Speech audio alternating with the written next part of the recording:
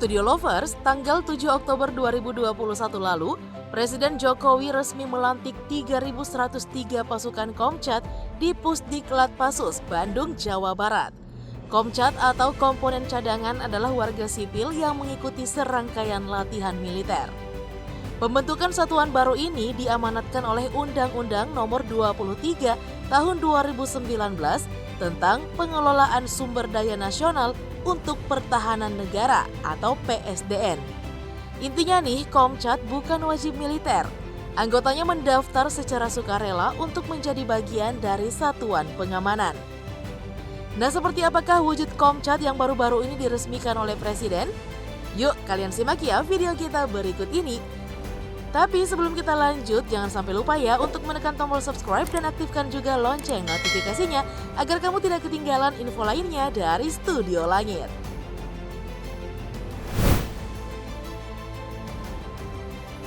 Sekilas tentang Komcat. Pendaftaran Komcat dibuka pada tanggal 17 Mei 2021. Mereka yang lolos seleksi juga telah menjalani pelatihan pada 21 Juni hingga 18 September 2021. Para anggota Komcat ini diberi pengetahuan, pemahaman, dan pembinaan mental rohani hingga taktik militer. Merujuk pada website Kementerian Pertahanan, setelah dinyatakan lulus, mereka bisa kembali ke profesi awalnya sebagai warga sipil.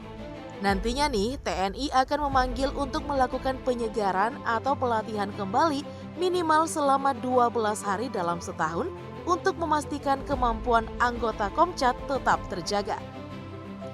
Mobilisasi Komcat hanya bisa dilakukan oleh Presiden atas persetujuan DPR. Adapun nih, garis komandonya tetap berada di bawah Panglima TNI.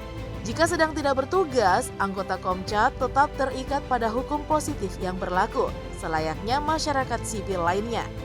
Kementerian Pertahanan berjanji akan terus memantau aktivitas anggota Komcat untuk menghindari penyalahgunaan wewenang di kemudian hari. Penggunaan Komcat adalah alternatif terakhir apabila komponen utama yaitu TNI Polri perlu tambahan tenaga pengganti.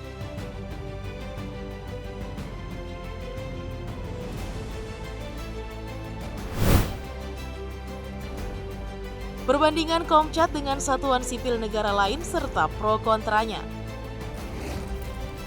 Studio Lovers, konsep pasukan cadangan seperti Komcat bukan hal yang baru dalam dunia militer. Komponen cadangan beranggotakan warga sipil yang sewaktu-waktu bisa dipanggil untuk pertahanan negara. Amerika Serikat misalnya punya National Guard atau Garda Nasional yang juga mengandalkan keterlibatan masyarakat sipil. Nah, saat ini Amerika Serikat memiliki 54 unit Garda Nasional yang bekerja ganda untuk gubernur dan pemerintah federal. Keanggotaan Garda Nasional bersifat paruh waktu. Mereka diharapkan mengabdi minimal 1 pekan setiap bulan dan menjalani pelatihan selama 2 minggu setiap tahunnya. Saat ini diperkirakan ada 450.000 anggota Garda Nasional di Amerika Serikat. Pengamat militer Ade Muhammad menjelaskan, selain sebagai cadangan, Garda Nasional justru difungsikan sebagai pasukan utama dalam kondisi darurat nasional domestik. Mereka banyak berkontribusi dalam penanganan bencana alam seperti tornado dan badai. Dalam beberapa peristiwa, Garda Nasional juga pernah dikerahkan untuk menangani kerusuhan domestik. Ini misalnya pernah terjadi saat kerusuhan rasialis pecah di California pada tahun 1992. Nah, kala itu Presiden Amerika Serikat George W. Bush menerjunkan Garda Nasional untuk mengatasi kerusuhan. Mantan Presiden Donald Trump bahkan pernah mengancam akan mengerahkan Garda Nasional untuk mengatasi gelombang protes dan kerusuhan akibat kematian George Floyd. Sebanyak 25.000 pasukan Garda Nasional juga dilibatkan dalam mengamankan pelantikan Presiden Joe Biden setelah kerusuhan pecah di ibu kota Amerika Serikat, Washington DC. Apakah Komcat akan dikerahkan pada saat penanganan demonstrasi atau kerusuhan?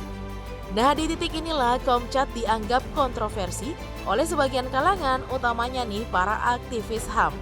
Selain itu, banyak pihak yang menjadi khawatir apabila sipil dilatih cara perang oleh militer tetapi kemudian menganggur bisa memicu konflik di tengah-tengah masyarakat. Komponen cadangan akan menjadi milisi sipil yang bisa memicu konflik horizontal dan memperluas militerisme. Akhir Mei lalu, dasar hukum Komcat pernah digugat oleh Mahkamah Konstitusi.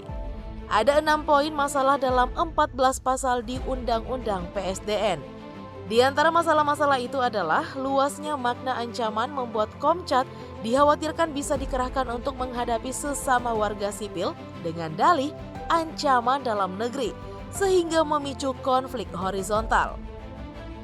Bagi kelompok yang mendukung Komcat, misalnya peneliti Lembaga Studi Pertahanan dan Studi Strategis Indonesia atau Lespresi, Beni Sukadis, Komcat adalah solusi dari besarnya belanja gaji TNI, mencapai separuh anggaran pertahanan, yakni sebesar 137,2 triliun rupiah.